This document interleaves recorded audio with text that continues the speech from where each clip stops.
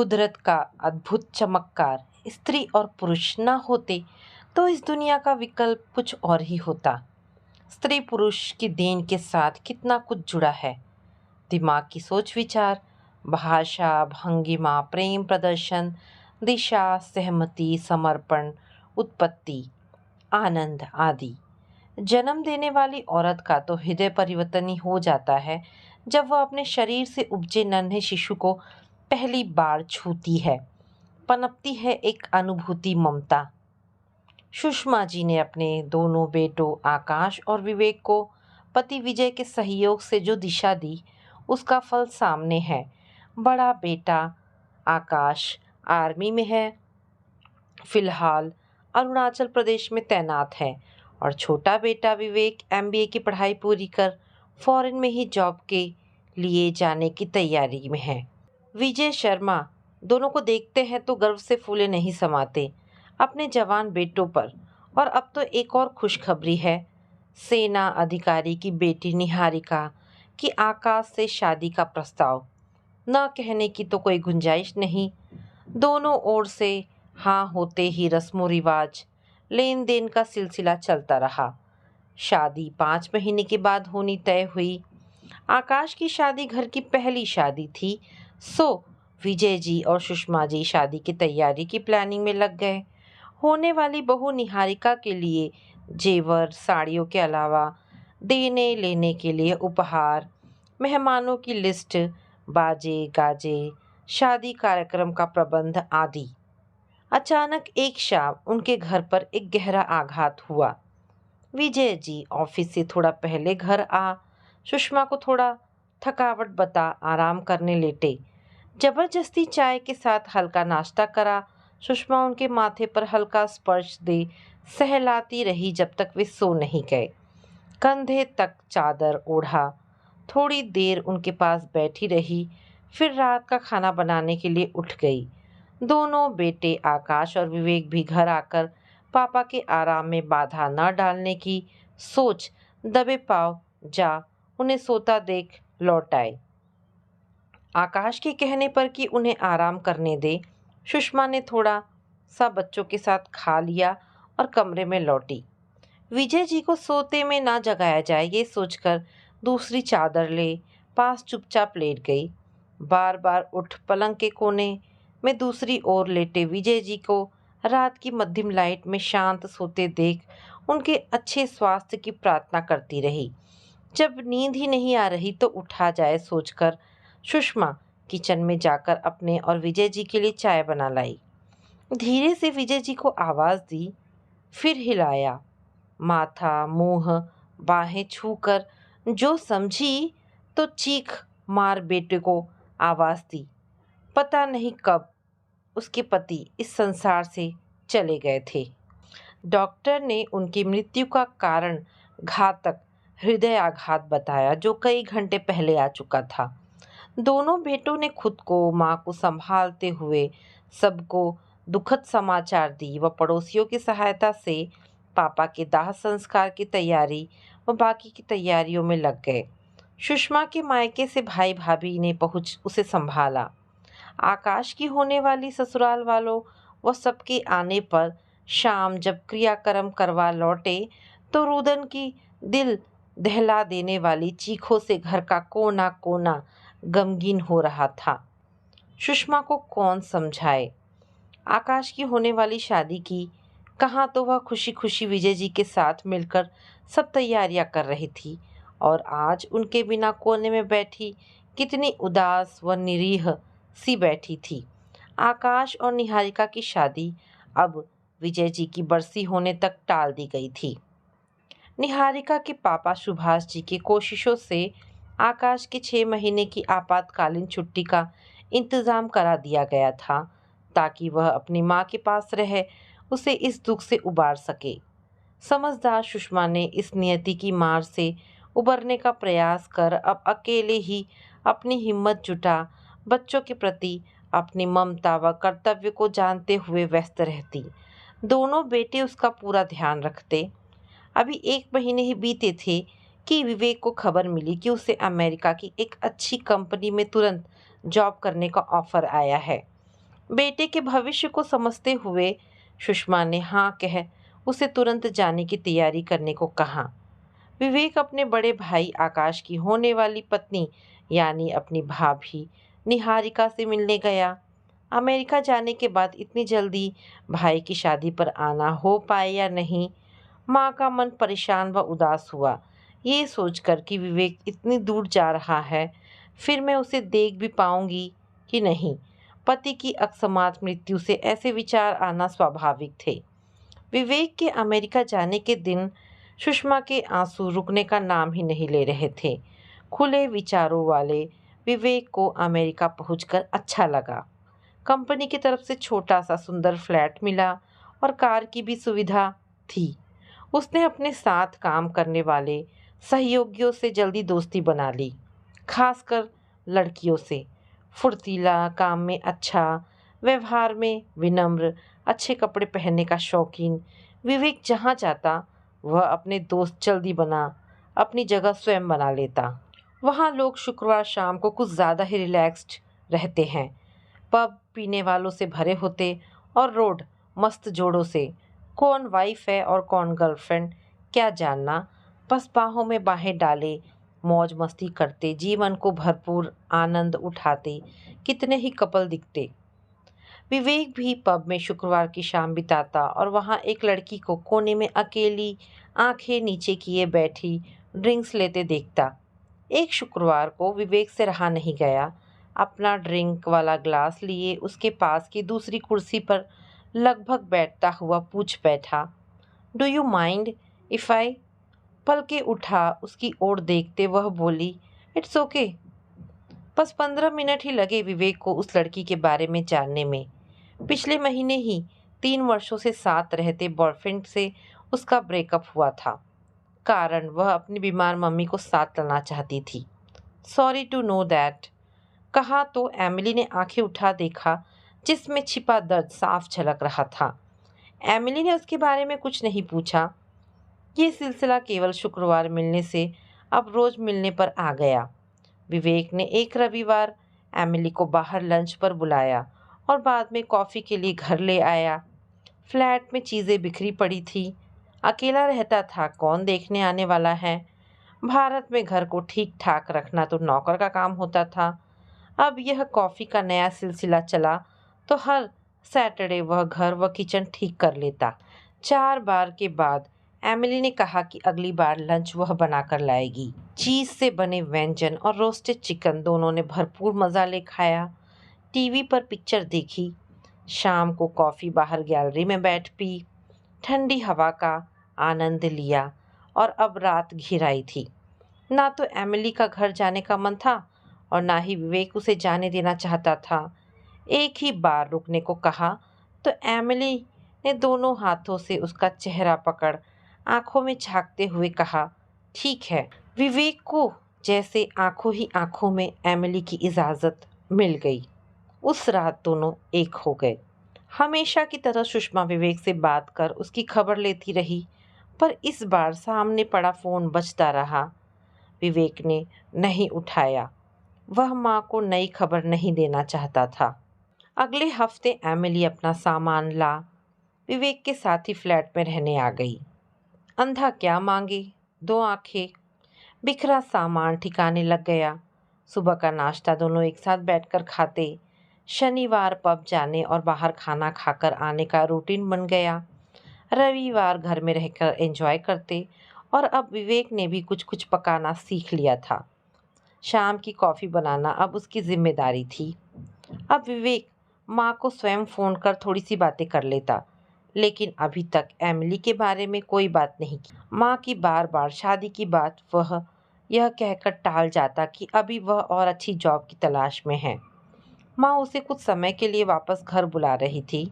पापा की बरसी करनी थी और फिर 1 महीने बाद ही आकाश और निहारिका की शादी थी। सुषमा की बड़ी भाभी उसके पास रहने व सहारा देने आ गई। कहा जाता है कि सब काम समय पर होते चलते हैं, बस जाने वाला ही चला जाता है। सबके साथ से शादी अच्छे से संपन्न हो गई, पर सुषमा बार बार होती भीगी आंखों के आंसुओं को अंदर ही रोके रही। शगुन का काम था। कुछ दिन मायके और ससुराल रहकर निहारिका आकाश के साथ अरुणाचल चली गई। आकाश माँ को अकेला छोड़कर नहीं जाना चाहता था, पर सुषमा ने सब यादों को समेटे अपने घर में ही रहना सही समझा। निहारिका कभी कभी फोन कर देवर विवेक का हाल चाल जानती रहती थी। उधर एमिली व विवेक के बीच सब ठीक चल रहा था। कभी छुट्टियां ले दोनों कहीं घूमने जाते। देखते देखते 10 महीने बीत गए। माँ ने इस बार विवेक को खुशखबरी देते हुए निहारिका के प्रेग्नेंट होने की बात बताई। निहारिका के मायके वाले उसे डिलीवरी के लिए अपने पास रखना चाहते थे, पर आकाश ये कहकर कि उसे यहाँ हर तरह का आराम है और फिर माँ भी गोद भराई की रस्म के लिए आएंगी तो रुकेंगी, उसका जाना टाल दिया। सब ठीक रहा और निहारिका ने एक स्वस्थ बेटी को जन्म दिया। सब ओर से बधाई का आदान प्रदान हुआ। चाचू विवेक को नई पदवी की विशेष बधाई मिली। बच्ची के 4 महीने के होते ही सुषमा अरुणाचल से लौट आई। आकाश स्वयं छोड़ने आया। इधर अमेरिका में एमिली ये सब सोचते हुए परेशान थी। वो प्रेग्नेंट थी। ये कैसे हो गया? कहाँ गलती हुई? क्यों नहीं ध्यान दिया? नहीं, वह झंझट नहीं ले सकती। उसे नौकरी करनी है। सब आगा पीछा सोचते हुए विवेक से बच्चा गिराने की जिद करने लगी। विवेक थोड़ा तो परेशान हुआ, पर तसल्ली दी कि वह पूरी तरह से सहयोग करेगा एमिली व बच्चे का ध्यान रखने में। एमिली की मम्मी अब अपनी छोटी बेटी के पास कनाडा में रहती थी। समय पर मम्मी को बुलाने पर बात अटकी तो विवेक ने कहा, देखेंगे। एमिली के पहले वाले बॉयफ्रेंड ने मम्मी के कारण ही एमिली से किनारा किया था और अब वह वही मुसीबत मोल ले नहीं, एमिली को यह मंजूर न था। अपनी प्रेगनेंसी के दौरान एमिली स्वस्थ व चुस्त रही और काम पर जाती रही। बस डिलीवरी होने से पहले 4 दिन ही घर पर रही थी और 9 महीने पूरे होते ही उसने सुंदर स्वस्थ बेटे को जन्म दिया। उसके गोल्डन ब्राउन घुंघराले बालों और नीली आंखों को देखते ही चहकी, यह तो अपने नाना जैसा है। अपने पापा की याद में उसकी आंखें भर आई। वे दोनों बहनें छोटी ही थी जब उसके पापा का कार एक्सीडेंट में निधन हो गया था और पापा के काम की जगह ही मम्मी को काम दे दिया गया था। एमिली को जॉब से 3 महीने की छुट्टी मिल गई और विवेक भी कोशिश कर उसकी हर संभव मदद करता। छोटे बेबी को पालना आसान नहीं। सुषमा के फ़ोन आते रहते, पर इस बार विवेक ने पक्का इरादा कर एमिली के बारे में माँ को बता दिया, लेकिन बच्चे का जिक्र नहीं किया। सुषमा जी ये सुन सदमे में आ पूछना भूल गई कि कौन है, कब यह सब हुआ। विवेक हेलो हेलो ही कहता रह गया। फ़ोन लाइट कट गया। बिना शादी एक साथ रहना, बच्चे होना और फिर साथ रहने की गारंटी क्या कहा जा सकता है। विवेक दोबारा फ़ोन करने की हिम्मत ही नहीं जुटा पाया, लेकिन भाभी निहारिका का फ़ोन आ गया। माँ हॉस्पिटल में है। उनकी अचानक तबीयत खराब होने की खबर सुनते ही वे लोग फ़ौरन माँ के पास पहुँच गए। अभी आकाश माँ के पास हॉस्पिटल में है। निहारिका ने उसकी शादी के बारे में पूछा तो विवेक ने रुआंसा हो बताया कि ये अचानक किया फैसला है और झूठ का सहारा ले ये कह दिया कि यहाँ सेटल होने के लिए यहाँ की लड़की से शादी करने से हेल्प मिल जाती है। विवेक का मन परेशान हुआ कि बच्चे के बारे में जानेंगे तो क्या सोचेंगे। निहारिका ने कहा कि माँ उसके लिए यहाँ लड़कियाँ देख रही थी। अचानक खबर से उन्हें काफ़ी धक्का लगा है, पर अब क्या हो सकता है। तसल्ली दी कि जब तक माँ पूरी तरह ठीक नहीं हो जाएंगी वह यहाँ रह उनकी देखभाल करेगी। आकाश भी आते जाते रहेंगे। बाद में वे माँ को अपने साथ अरुणाचल ले जाएंगी। पिछली बार जब सुषमा अरुणाचल गई थी तो कुछ दिनों के बाद ही कहना शुरू कर दिया था कि यहाँ बहुत अकेलापन है, वह वापस जाना चाहती है। आकाश ने समझाने की बहुत कोशिश भी की थी कि आपकी बहू बेटा पोती है, यहाँ अकेलापन कैसा, और फिर यह भी आपका घर है। पर नहीं, वह जल्दी लौट आई थी। इधर एमिली बेटे निवान को अकेले संभालने में परेशान हो जाती थी। विवेक रात में बच्चे के लिए कई बार जागता था। अब एमिली के काम पर वापस जाने का समय हुआ। निवान को घर से दूर एक डे केयर में छोड़ना तय हुआ। निवान को सुबह विवेक छोड़ आता था, शाम को एमिली ले आती थी। आसान नहीं था यह सब। अब आए दिन दोनों में किसी न किसी बात पर अनबन होने लगी। बच्चे के कारण दोनों का बाहर घूमना फिरना, मौज मस्ती कम हो गई थी। एमिली जैसी मौज मस्ती में रहने वाली के लिए यह सब बदलाव मुश्किल सा हो गया था, जबकि विवेक ने बहुत सी जिम्मेदारी अपने ऊपर ले ली थी। अचानक एक दिन एमिली को पता नहीं क्या सूझी, जो सीधा ही विवेक से कह दिया कि वह जॉब छोड़ बेबी निवान को ले अपनी मम्मी और बहन के पास कनाडा चली जाएगी। विवेक हैरानी में था कि अपनी ओर से वह और क्या करे कि एमिली अपना इरादा बदल दे। अभी इस बात को एक सप्ताह ही बीता था कि विवेक को डे केयर से फ़ोन पर बताया गया कि मिस एमिली का उन्हें फ़ोन आया था कि आज आप निवान को लेने आए, वे नहीं आ पाएंगी। ठीक है, कहकर विवेक ने सोचा कि एमिली यह बात सीधे उससे भी कह सकती थी। फिर ये सोचकर मन को तसल्ली दी कि वह आजकल बहुत परेशान व नाराज़ सी रहती है, इसलिए शायद उसने नहीं कहा। विवेक ऑफिस से जल्दी निकल निवान को डे केयर से घर लाया, उसे दूध पिलाया। एमिली को कई बार फ़ोन किया पर उसका फ़ोन स्विच ऑफ था। उसका मन चिंतित होने लगा कि कहीं उसे कुछ हो तो नहीं गया। जब ऐसे करते रात के 12 बजने को आए तो परेशान विवेक कहाँ फ़ोन करे। उसके पास तो एमिली के किसी जान पहचान वाले या उसकी मम्मी या बहन का नंबर तक नहीं था। कैसा बेवकूफ़ है वह, कभी उनसे बात ही नहीं हुई। रात 2 बजे फ़ोन बजा तो उसने लपक कर फ़ोन उठाया। फ़ोन एमिली का ही था। उसने सीधा कहा, मैं अपनी मम्मी के पास आ गई हूँ। तुम्हें निवान को अकेले ही पालना है। मुझे कुछ नहीं चाहिए। मेरा कोई पता या फ़ोन नंबर नहीं है। एमिली एमिली कहता रह गया विवेक और फ़ोन कट गया। सिर पकड़ लिया विवेक ने और सोते निवान को देख बेहाल हो गया। क्या कसूर है उसका, इस नन्हे से बच्चे का। दिन बीतते गए, सब रोज के ढर्रे पर चलता रहा। ऐसा कब तक चलेगा, निराश होकर सोचा। माँ या भाई को बताऊं? पहले एमिली के साथ रहने का बता माँ को सदमा लगा था। अब उससे बड़ा सदमा देने के बारे में सोचकर ही डर गया। कुछ तो करना होगा। ये सोचकर हिम्मत जुटा भाई आकाश को फ़ोन किया तो पता चला कि वह 1 महीने के लिए दूसरी जगह पोस्टिंग पर है। फ़ोन पर विवेक के रोने की आवाज़ सुन भाभी निहारिका डर गई। विवेक, क्या हुआ? एमिली तो ठीक है। भाभी, एमिली मुझे छोड़कर चली गई। भाभी ने कुछ और समझा। कैसे हुआ? क्या हुआ? तुम साथ नहीं थे क्या? भाभी, वो अब मेरे साथ रहना नहीं चाहती।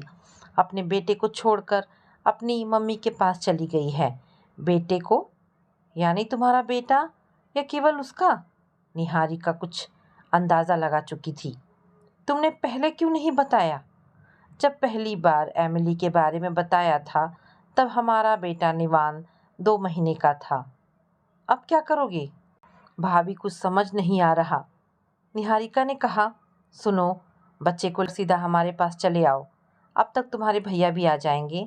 सब मिलकर कुछ उपाय सोचेंगे। तुरंत बच्चे का पासपोर्ट बनवा, वीज़ा लगवा। काम से 1 महीने की छुट्टी लेकर विवेक वापस भारत चल पड़ा। आकाश के घर वापस आने से 4 दिन पहले पहुंच गया। भाभी को पूरी बात बता थोड़ा सहज हुआ। कुछ गलत तो नहीं किया तुमने एमिली से शादी कर। अगर बच्चा पैदा हो गया तो विदेश में ऐसी बातें होती ही है। भाभी, शादी नहीं की थी। सोचा था कुछ समय इकट्ठा गुजारेंगे, पर उसी बीच वह प्रेग्नेंट हो गई। उसके बाद भी शादी कर लेता तो ठीक होता, भाभी ने कहा। अब अपने देश में भी अजीब सा चलन हो गया है। लिव इन रिलेशनशिप का लगता है लगाव, जिम्मेदारी, ममता केवल शब्द ही रह गए हैं, कोई भावना नहीं। अगली सुबह आकाश आ गए। अचानक विवेक को वहाँ देख हैरान हुए और फिर घर में बच्चे के रोने की आवाज़ सुन और भी हैरान से हो गए। निहारिका ने जल्दी से कहा, मैं चाय बनाती हूँ, आप पहले बेटी रिया को जगाए। आपको आया देख खुश होगी, फिर सब बात होगी। आकाश कुछ समझ नहीं पा रहा था। रिया उठ पापा से मिली और फिर भाग दूसरे कमरे में ताली बजा नन्हे दीवान को रोते से चुप कराने की कोशिश करने लगी। विवेक ये सब देख अपने आंसू नहीं रोक पाया। पत्नी निहारिका से सब जान आकाश ने किसी को कुछ नहीं कहा। नाश्ता करते आकाश ने देखा विवेक चुपचाप खाने की कोशिश कर रहा, पर जैसे खाना उसके गले से नहीं उतर रहा था। आकाश के कहने पर कि नाश्ते के बाद हमारे कमरे में मिलते हैं, उसकी घबराहट और बढ़ गई। निवान दूध पीने के पास सो गया। रिया को उसकी पसंद का टीवी पर कार्टून लगा दूसरे कमरे में बिठाया और फिर तीनों कमरे में मिले। आकाश ने सीधी बात शुरू की। विवेक, मैं समझता हूँ कि ऐसे हालात में तुम निवान को हमारा बेटा समझ यहाँ छोड़ जाओगे। आगे की सोचो, तुम वापस जाना चाहो या यहाँ रहो, ये तुम्हारा अपना फैसला होगा। माँ को हम समझा लेंगे। विवेक का दिल, आंखें ऐसे रोई कि भाभी भी साथ रोती रही। उसको तसल्ली दे, उसकी पीठ थपथपाती रही। सब ठीक हो जाएगा, हौसला रखो विवेक, कहकर आकाश उठ बाहर चले गए। इस बार माँ को इस दुख से उबरने की जिम्मेदारी विवेक ने स्वयं ली। भरे मन से निवान को भाभी के पास छोड़ माँ के पास जा बिना रोए ढांढस बांध सारी बात बताई। माँ ने उसके सिर पर हाथ रखकर कहा, बेटा किसको दोष दे, समय की बात है। माँ ने समझाया, जो हुआ सो हुआ, अब वह जल्दी अपना घर बसाए। शादी टूटने की बात तो ठीक है, पर बच्चे की चर्चा ना ही हो तो अच्छा है। विवेक ने वापस लौट कुछ समय के बाद घर और जॉब बदल ली। बैठता तो निवान को याद करने के साथ यह भी सोचता कि कैसी ममतामयी और समझदार हैं निहारिका भाभी। कितनी सहजता से भाई ने निवान को अपने बेटे जैसे रखने के बारे में सोच लिया। माँ भी क्या रिश्ता है, कितनी सरलता से माँ ने उसे आगे की सोचने की सलाह दी।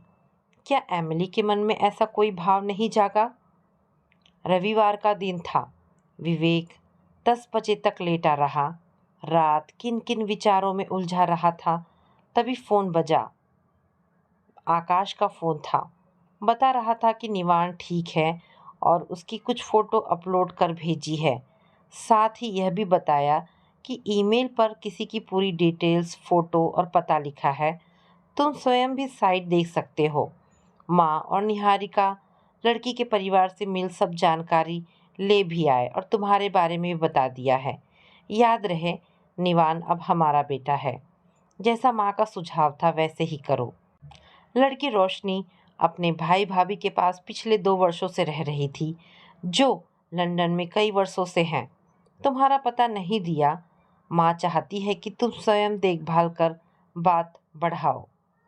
विवेक का मन खुश ना हो, दुखी हुआ। काश एमिली के साथ ही सब ठीक रहता तो किसे दोष दे। विवेक को लगा शायद पहली बार सब माँ के आशीर्वाद के बिना हुआ था, इसीलिए टालता रहा।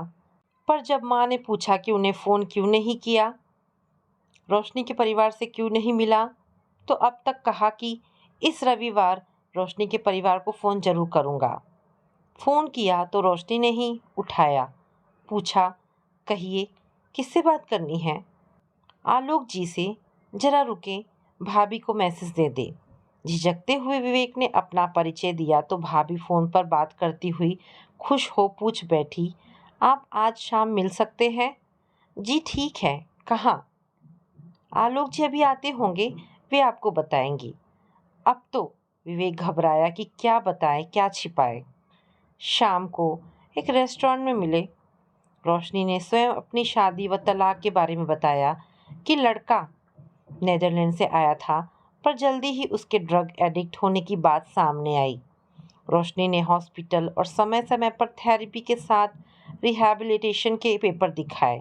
उसका मानना था कि ऐसी आदत जल्दी छूटती नहीं। वह यहाँ एमबीए कर रही है। इतना कहते हुए अपने भाई भाभी का आभार प्रकट किया। साधारण सी दिखती लड़की की हिम्मत और सोच विवेक को अच्छी लगी। विवेक अभी साहस जुटा रहा था अपने बारे में बताने का कि रोशनी के भाई ने कहा, कि आपके बारे में माँ, पापा व बड़े भाई को जानकारी है और अब आपका और रोशनी का फैसला ही हमारा फैसला होगा। कुछ दिनों बाद भाई की सलाह से रोशनी ने फ़ोन पर विवेक से बात की और दोनों बाहर मिले। रोशनी की तरफ से हाँ पर विवेक ने फ़ोन पर माँ को बताया कि ठीक है, फिर भी जाने क्यों जो विवेक के साथ हो चुका था, उसका डर उसके मन में किसी कोने में छिपा बैठा था। लंदन की कोर्ट में शादी के मौके पर विवेक का भाई आकाश पहुंचा। सादी सी सेरेमनी के साथ और अपने परिवार के नाम पर 4-5 लोगों ने बाहर खाना खाया और नए जोड़े को विदाई दी। आकाश एक हफ्ता होटल में रुक इधर उधर घूम वापस भारत लौटा। निहारिका भाभी खुश थी। माँ ने मोहल्ले में मिठाई बंटवाई और विवेक की विदेश में शादी की सबको खबर दी। पहले की घटित हुई सारी कहानी पर मिट्टी डाल दी गई। एक हफ्ते की आनंदमय छुट्टियां बिताकर विवेक काम पर लौटा और रोशनी पढ़ाई में लग गई। विवेक की माँ या भाभी से रोशनी बहुत ही आदर से फ़ोन पर बात करती। रोशनी के भाई भाभी भी कभी थोड़ी देर के लिए आ जाते और बहन को खुश देखकर राहत की सांस लेते। एग्ज़ाम्स ख़त्म हुई और अच्छा रिजल्ट पाकर रोशनी के साथ विवेक भी बहुत खुश हुआ और उसको सुंदर सी ड्रेस गिफ्ट की। रोशनी ने विवेक को ये कहकर हैरान कर दिया कि जॉब तो कभी भी की जा सकती है, पर परिवार बढ़ाना है तो हम दोनों की उम्र देखते हमें पहले बच्चे के विषय में सोचना चाहिए। विवेक खुश, अरे सोचना क्या, इरादा नेक है। जब समय मिलता दोनों कहीं ना कहीं घूम आते। 3 महीने बीते तो पाया कि रोशनी प्रेग्नेंट है। सब बहुत खुश और रोशनी के पैरों तो खुशी के मारे धरती पर टिक ही नहीं रहे थे। हमारा पहला बच्चा। विवेक रोशनी का पूरा ध्यान रखता। 5 महीने बीतने को आए जब एक दिन ऑफिस से लौटने पर रोशनी ने एक फ़ोटो सामने रखते विवेक से पूछा, ये कौन है? कितना प्यारा बच्चा है। विवेक के काटो तो खून नहीं। ये फ़ोटो उसने एमिली की निवान को गोद लिए पहले दिन डे केयर छोड़ने जाने पर खींची थी। अच्छा हुआ कि वह नहीं था उस फोटो में। उसने बड़ी सावधानी से कैमरे, एल्बम, फ्रेम से सब फोटो बड़े दुख के साथ निकाल फेंक दी थी। ये फोटो किसी दूसरी फोटो के साथ उल्टी लगी रह गई थी, जिसे वह देख नहीं पाया। अपने को संभालते हुए अपने को संभालते हुए एक दोस्त व उसके बेटे की बता फोटो ले ली।